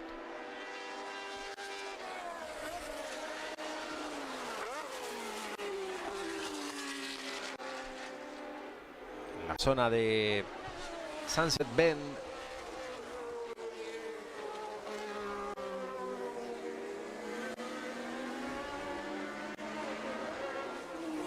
Pasando por Clubhouse, Bend y las zonas de las S para subir hacia Leucop, Bend y más tarde hacia la recta principal de este circuito, aunque era prácticamente todo a fondo, desde ahí, desde ese sector, hacia el final, hasta la primera curva. A ver si nos mantienen el plano, vamos a poder ver cómo se aleja del Tyrrell y cómo apabulla al Theodore. De Derek Daly. El número 33, ¿no? Sí. De Derek Daly, el irlandés. Número asociado por ese entonces siempre a ese equipo Toleman, y que luego llevaría a Roberto José Guerrero. Ahí se acercaba Alboreto a Daly, perdía un poco de contacto con el Renault del líder de carrera, pero esa proximidad del Tyrrell nos daba una referencia del ritmo que traía versus lo que mostraba el sobreimpreso, un Prost que venía rodando segundos más rápido que sus rivales, segundos más rápido que su compañero de equipo y líder de carrera. Ese giro número 49 de Prost en 1:08.278 mejoraba la vuelta más rápida en carrera de su compañero de equipo en segundo y medio. Y ya Arnoux no estaba rodando a ese ritmo, estaba rodando por encima de los 1:10, cuando Prost lo hacía en los 1:08 medios y bajos. ¿Cómo venía Alain Prost? Probablemente René Arnoux no estuviese ni siquiera alertado por su equipo, pero tampoco se lo podía imaginar, ¿no? Probablemente. Ahí estaba, ya aparecía Alain Prost, ¿eh? Vuelta 53, al menos para el sobreimpreso. Arnoux, Reutemann, Pironi, Rosberg, Watson y Prost, que aparecía a 48 segundos del líder de René Arnoux, pero recuperando de una manera tremenda. Ya lo pasó a Pironi. Es decir, que ya estaba tercero. Sí, a poco más de 35 segundos de diferencia de su compañero de equipo. Estamos hablando ya seguramente de la vuelta 56 de 77. Una carrera impresionante de Alain Prost, recuperando después de haber quedado muy atrás, después de la rotura del neumático trasero, y dando una auténtica lección. Un hombre que estaba recién empezando su tercera temporada en la Fórmula 1. Hacía 2 años que había debutado. Se movía el alerón trasero de forma acusada en ese sector. Va a ir hacia la zona de la recta principal. Antes va a pasar por The King. Ahora con un auto adelante, me parece que es un March. Efectivamente. Boesel. Lo pasa como parado ahí Alain Prost. Cómo se mueve el alerón trasero de ese Renault. Pero eso no parece afectar al tremendo rendimiento de ese auto número 15, que en la parte izquierda no podemos ver, no podemos apreciar su número porque fue prácticamente deglutido por ese neumático roto que afectó esa parte trasera del pontón. Este tiene que ser Rosberg. Ahí viene De Angelis, ahí vienen los dos McLaren con De Cesaris, que está detrás de... Ahí haciendo de las suyas. Es McLaren, sí. De Cesaris. Y más atrás venía Giacomelli, parece. No, me parece que es Lauda. Tiene que ser Watson y Lauda. Watson, Giacomelli. Sí, son los dos McLaren. No, el orden es Lauda, Giacomelli, Watson. Sí. Vamos a rectificar ahí. Las imágenes que no son muy nítidas. No son tan nítidas, no se puede ver. Ahí se ve el número 7 de Watson. De John Watson, que ya en la parte final de la carrera tuvo que dejar paso a... Bueno, era lo que hacía un Prost, un Lauda. Y en este caso también lo vimos de Reutemann, ¿no? Yendo de atrás, empezando a recuperar, pero sobre todo era la carrera, la típica carrera de Lauda y la típica carrera de Prost. Pero recordemos que esta era la carrera del retorno de Niki Lauda en la temporada 1982, después de haberse retirado en la Fórmula 1. Uno de los Fittipaldi, bueno, el único Fittipaldi. Chico Serra. Estaba el de Chico Serra. Y el hombre de Brasil, el Francisco Chico Serra. Bueno, y para mí por lo menos el sonido más lindo de este inicio de temporada era justamente el del Alfa Romeo. Eran los 12 cilindros que como cantaban de lindo. Oh, el de Matra también, el del Ligier, ¿no? Que todavía conservaba el B12. Pero sí, el sonido del Alfa Romeo.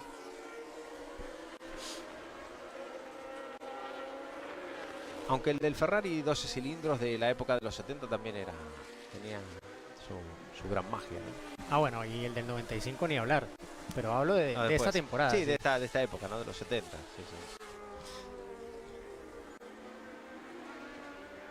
Ahí está Rosberg, que... Bueno, mejor dicho, De Angelis, que le mantiene más o menos el ritmo a Keke Rosberg.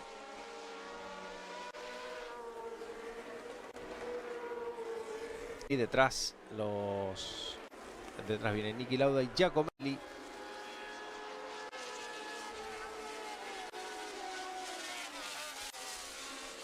Curioso lo de Alfa Romeo, que mantenían ese auto, en el auto de ese 1982, la versión 179D.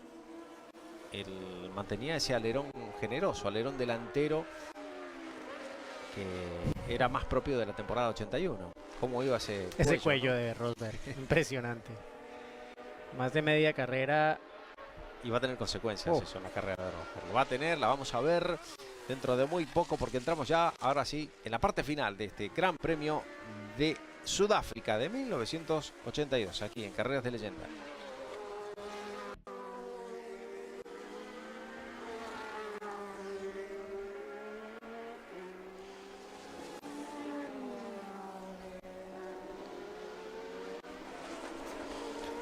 La imagen del líder, por lo menos por ahora, René Arnoux, después de del problema que tuvo Alain Prost y que lo llevó fuera de los puntos. Estábamos viendo cómo poco a poco el piloto francés iba tomando conciencia que su compañero de equipo iba a venir y era muy posible que llegase a su posición con el pasar de las vueltas. Ahí veíamos a Giacomelli, el número 22, perdón, de Andrea De Cesaris con número 22. Ese es el Lotus número 11 de Elio De Angelis con el McLaren número 8, casco blanco en ese arranque de la temporada 82 para Niki Lauda.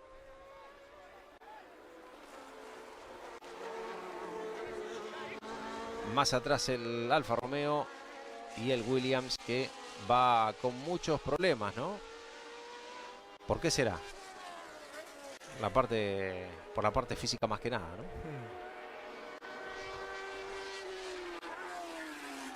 Y llamaba la atención, Víctor, que había claramente una diferencia de desempeño brutal entre los dos autos que estaban, al parecer, camino a disputar el triunfo de este Gran Premio. Los dos pilotos del equipo Renault, uno que había tenido que parar por el pinchazo, venía muy rápido con neumáticos más frescos que quien estaba sufriendo justamente con esa situación. Cuenta la historia de la carrera que los ingenieros del equipo y los ingenieros de Michelin habían revisado los neumáticos, los tres que retiraron en buena condición. Ahí se queda Pironi. Ahí lo vemos al piloto francés con problemas, Didier Pironi. Y esto es bueno para Carlos Reutemann. Muy lento el piloto francés, que ya había tenido que pasar por boxes. Llegan ahí tres autos muy rápidos. Niki Lauda, De Angelis, sí. Y Boesel, me parece. El caso, Víctor, es que con semejante diferencia, ¿por qué Arnoux no paraba en pits? Porque su equipo le había dicho, le había dado la instrucción en el tablero que les mostraban en la recta de meta que se quedara fuera, que los neumáticos aguantarían hasta el final. Sin embargo, él estaba intentando gestionarlo, sabiendo también la diferencia tan grande que tenía respecto a quien era su más inmediato seguidor. Siempre lo estuvo muy lejos, pero inevitablemente cada vez iba a estar más cerca su compañero de equipo Prost. Ahí lo vemos claramente, ese casco blanco utilizado por Niki Lauda en el arranque de la temporada 1982. Después lo cambió con el mismo diseño, pero al revés. Las líneas serían en blanco y el fondo del casco, la mayoría, estaría decorada en ese tradicional color rojo que lo caracterizó desde casi el inicio de su carrera deportiva en la Fórmula 1. El auto de Raúl Boesel, viene Rosberg asomando con su estado físico muy mermado, con muchos problemas, mientras que otros, como Niki Lauda, vienen recuperando bastante terreno. Y vamos a ver cómo termina esto. Todavía no está dicha la última palabra. Ahí está la detención de Didier Pironi. Hay que levantar la tapa del motor, parece. Algo decía uno de los mecánicos. Un debut no demasiado feliz para esa 126 C2. Combustible. Un auto que daría mucho que hablar ya durante ese año 82 y que sería todo un símbolo también. Bueno, muy primitiva la comunicación, ¿no? A los gritos, la reacción afanada, sin un orden claro, un casino, como dirían los italianos. Didier Pironi, que ya había corrido una temporada en el equipo Ferrari en 1981, pero no había obtenido ninguna victoria, siendo una dupla, conformando una dupla muy, muy interesante con Gilles Villeneuve, que estaba considerada para el futuro. Era Jochen Mass, el otro auto del equipo March, de quien daba cuenta quién estaba poniendo el espectáculo y el drama en esta parte final del Gran Premio de Sudáfrica de 1982. Alain Prost que, como lo mencionábamos antes, estaba muy joven en su exitosa carrera en la Fórmula 1 y apenas había conseguido 3 victorias, todas en la temporada anterior con Renault, Francia, Holanda e Italia.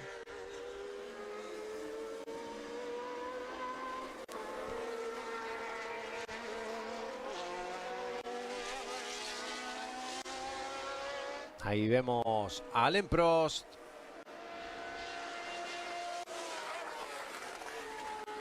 El hombre que viene recuperando a pasos agigantados en este final del Gran Premio de Sudáfrica.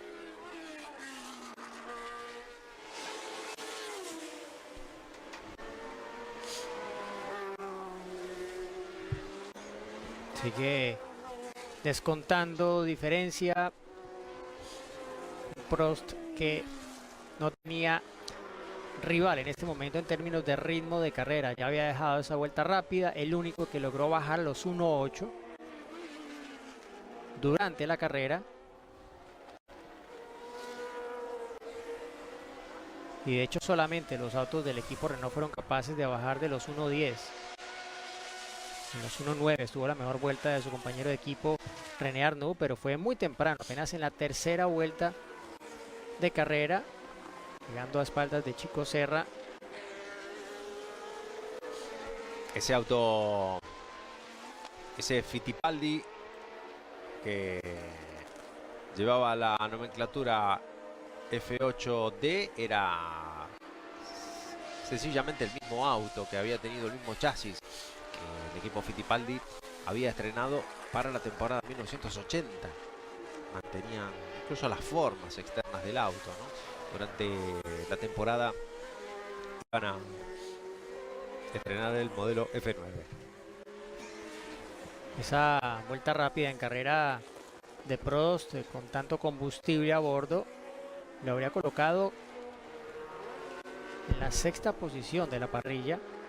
De hecho estuvo apenas a una décima de su mejor vuelta de clasificación, pues Prost estuvo distante del 1.63 que marcó Arnoux durante la sesión de clasificación, giró en 1.833, ritmo que fue capaz luego de repetir casi a la décima de segundo durante el desarrollo del Gran Premio y en esta impresionante remontada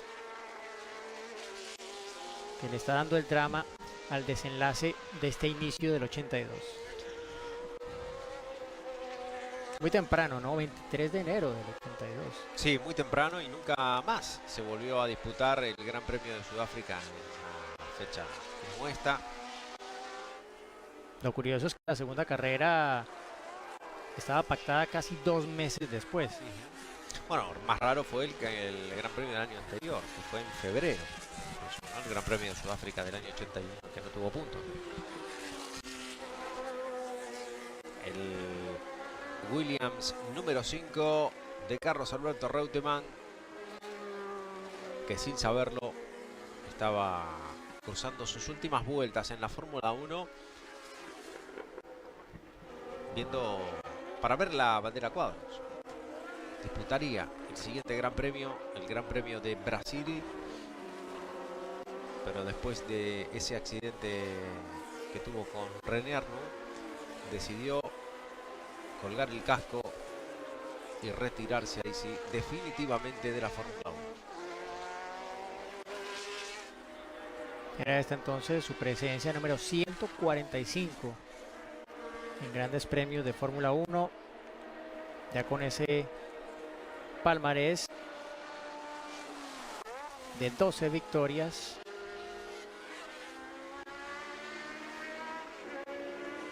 Y 6 poles, y lo cerca que estuvo de haber sido campeón del mundo.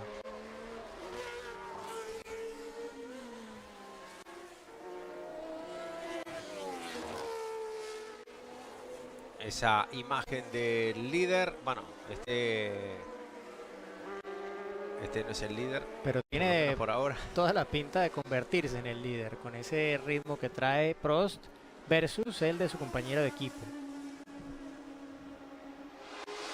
Parte final de la carrera y los temores, los peores temores de René Arnoux, que se iban a hacer poco a poco realidad eso que parecía prácticamente imposible por parte de Alain Prost, de recuperar tanto terreno. Una vez paró en boxes con un auto averiado. Sin embargo, estaba en un momento esplendoroso Alain Prost. Todavía le quedarían unos cuantos, pero unos cuantos años, quiero decir, pero estaba en un momento de forma excepcional, arrancando la temporada 82, que era su segundo año en el equipo Renault, después de haber debutado y haber hecho un año entero con McLaren en el 80 y haber ganado 3 carreras en su primer año en el equipo Renault en el 81. Bueno, y lo que seguía siendo un poco inexplicable era cómo el líder de carrera con semejante ventaja no había seguido la estrategia que fue al final forzada por el pinchazo de su compañero de equipo, de parar en pits y cambiar de neumáticos para poder asegurarse de que iba a ganar el Gran Premio. Pero es que la comunicación que establecía con su equipo vía el tablero que le mostraban cada vez que pasaba por la recta era nula. Tenía ya tanta vibración en los neumáticos delanteros Arnoux a esta altura de la carrera que simplemente no podía leer ese tablero y no tenía ningún otro tipo de ayuda que le diera la información en torno a cuál era la situación de carrera. Ya vio que tan rápido iba su compañero de equipo, pero no sabía si le iba a dar alcance o no, sabiendo que era una vuelta corta, apenas por encima de los 4 kilómetros y apenas por encima del minuto. Luego no tenía la referencia ni la noción exacta René Arnoux de cuál era la situación en su entorno, más allá de las dificultades que él estaba teniendo con los neumáticos de su Renault.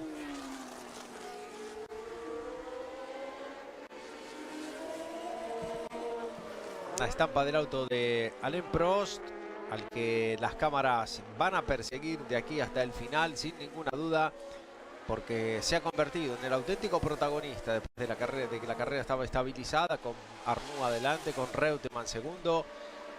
Pero ahí estaba esa recuperación del piloto francés y ahí estaba la bandera a cuadros, la victoria absoluta de Alain Prost,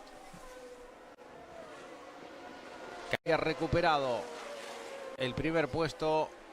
Ahí llegaba Carlos Alberto Reutemann, mientras veíamos que René Arnoux arribaría ahora. Ahí lo estamos viendo al compañero de Alain Prost, mucho más retrasado. Qué gran carrera de Alain Prost, qué gran recuperación la del piloto francés del equipo Renault, que vino desde fuera de los puntos después de los problemas que tuvo con un auto averiado, ganando este gran premio inaugural de la temporada 82, secundado por Carlos Alberto Reutemann ante los problemas finales de René Arnoux, que perdió el liderato, perdió también el segundo puesto, capturado por Carlos Alberto Reutemann en ese final. Ahí lo vemos a Prost saludando con Reutemann a su lado. Conseguía entonces la cuarta victoria de su palmarés, todas con el equipo Renault. Esto en el estreno del auto Evolución de la temporada anterior. Era el Renault RE30 con el que había conseguido los 3 triunfos de la temporada del 81. Este era el Renault RE30B, misma configuración de motor, 1500 centímetros cúbicos, 6 cilindros en V, turbo cargado, y era la victoria con la posición más retrasada de parrilla que había obtenido hasta este entonces Prost, con ese quinto lugar desde el cual partió, también con esa configuración aerodinámica diferente a la de su compañero de equipo, usando a la delantera que no llevaba el hombre que partió en la pole y que dominó buena parte de este Gran Premio de Sudáfrica 1982. Ahí vemos la imagen de Alain Prost junto al auto de Carlos Alberto Reutemann, que viene inmediatamente detrás. La felicitación de su equipo. Obviamente no existía el protocolo de, fíjate cómo está rota la parte trasera del auto, ¿no? Ahí donde afectó el neumático. Estacionaba detrás Carlos Alberto Reutemann. Bueno, la gente de Renault es que estaba fascinada con esta victoria. Era probablemente la mejor victoria de Prost hasta este entonces, ¿no? absolutamente al límite, a ritmo casi de clasificación, basado en sus tiempos de clasificación de hecho, para remontar después de ese pinchazo que lo dejó una vuelta atrás de su compañero de equipo, líder de carrera en ese entonces, y en ese octavo lugar. La victoria de Alain Prost, los festejos del equipo Renault, también veremos los festejos. Y ahí estaba Carlos Alberto Reutemann, bueno, algunos sacándose una foto. Ahí estaba Frank Williams, me pareció. Estamos en Carreras de Leyenda, no se olviden, estamos rememorando Sudáfrica 82, volvemos. Y ahí volvemos con los festejos. Carlos Alberto Reutemann hablando con Frank Williams en la parte derecha superior de la pantalla.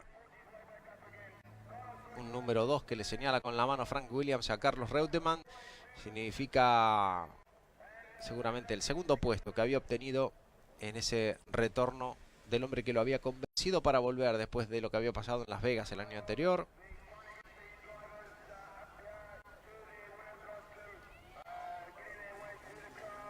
Y los hombres de, bueno, muchos curiosos, ¿no? Que no tenían absolutamente nada que ver, ¿no? Hoy algo impensable. El parque cerrado, que era muy abierto. El parque cerrado que podía entrar cualquiera, ¿no? Por lo que se veía, por lo menos en Sudáfrica 82. No era exactamente igual todo lo que pasaba en todos los circuitos, ¿no? También eso hay que decirlo. Hay lugares que eran un poquito más estrictos y otros que eran directamente mucho más abiertos, porque no existía el protocolo exacto de poder entrar, en ese caso, de entrar con los autos que habían ganado hasta la zona de una zona delimitada como de parque cerrado, ¿no? Y no hay en el medio de la pista prácticamente, o en la parte inicial del pit lane, como se veía. Los asistentes que están, incluso el podio todavía no se ha terminado de configurar. Vamos a ver un episodio bastante cómico ahora y vamos a verlo enseguida, porque van a poner las banderas, pero las banderas no están todavía. ¿Cómo las van a poner? Ahora lo vamos a ver. Al final el resultado entonces, recordamos la pancarta que dice Renault, Prost, Arnoux y Gordini, que era también parte de la denominación del motor de 1500 centímetros cúbicos turbo cargado, recordando que fue la marca que introdujo justamente ese tipo de motorizaciones en la Fórmula 1 a finales de la década del 70. Prost, que ganaba sobre Reutemann, sobre Arnoux, que cruzaba la meta en la tercera posición. Y la escalera, que está preparada para los hombres del podio. Luego para estaban las banderas. Sí, estaban Lauda cuarto, Rosberg, Lauda en su regreso, Rosberg que cruzaba la meta quinto, absolutamente exhausto. Era su debut con Williams y no estaba nada mal, marcaba puntos, pero al lado del desempeño mostrado por Reutemann obviamente quedaba no tan bien parado. Un piloto rápido, sin duda, lo había demostrado, pero que necesitaba pulir ciertos aspectos para pensar que pudiese estar al nivel de pelear un título del mundo, más allá de lo que fue ocurriendo luego durante esta temporada de 1982. John Watson en el McLaren acababa sexto, con lo cual y este es el auto de Piquet. Claro, el auto de Piquet que había quedado en la primera curva. Y este mecánico seguramente del equipo Brabham, quiero pensar que era del equipo Brabham por la ropa, sí. Que se hizo una vueltita con el BT50 gratis, ¿no? Mira, eran entonces los dos Renault, los dos Williams y los dos McLaren en los puntos. Este sí es el auto de Alain Prost. Mientras se prepara el podio, que se demora por una razón fundamental. Porque están intentando poner las banderas de cada uno de las nacionalidades de los pilotos que habían quedado en el podio. Y mira cómo se mueve la ala trasera, sí, cuando empujan el auto. De manera increíble estaba. Después de 77 vueltas, Prost, Reutemann.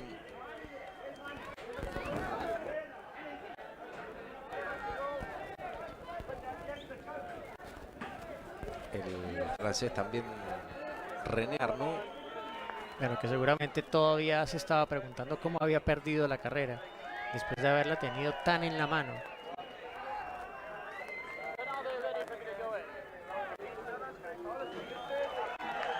Y ahí estaban los tres. La corona Aclara de la Reutemann. época. Aclara Reutemann de que ha quedado segundo, seguramente para ver quién le daba, ¿no? Se desarmó, se desarmó. Se desarmó el trofeo de Alain Prost, se lo dan por partes. Reutemann que le mete líquido, se le cae encima a Alain Prost. Un podio bastante complicado, ¿no? Ahí está, claro, que agarren la parte de abajo.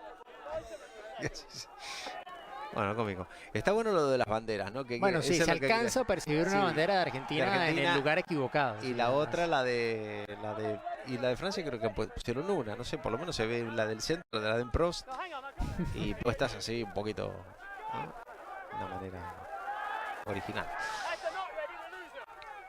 Alain Prost, vencedor de este increíble Gran Premio. Duro Gran Premio a nivel físico, y también afectó de esa manera a René Arnoux, que no era un portento de la preparación física justamente. Sí lo eran Alain Prost y también lo era Carlos Alberto Reutemann, que era gente que se cuidaba mucho, aparte muchísimo. que se veía, bueno, el más corpulento de los tres claramente era Carlos Alberto Reutemann. Que para esa época contaba, y mucho, una época en un contexto muy diferente de Fórmula 1. Un intento de, no sé si va a ser una entrevista a Alain Prost. Sí, mira, era...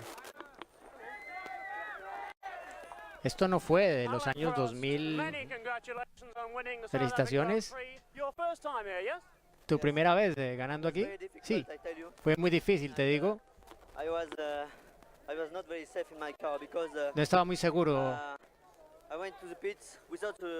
de lo que había ocurrido con mi auto. No sabía si después del pinchazo, si la suspensión podía terminar, y bueno, era lo que contaba Alain Prost con respecto a este Gran Premio. Gracias, Diego, por habernos acompañado. Así revivimos Sudáfrica 82. Un saludo de Víctor Seara. Hasta pronto.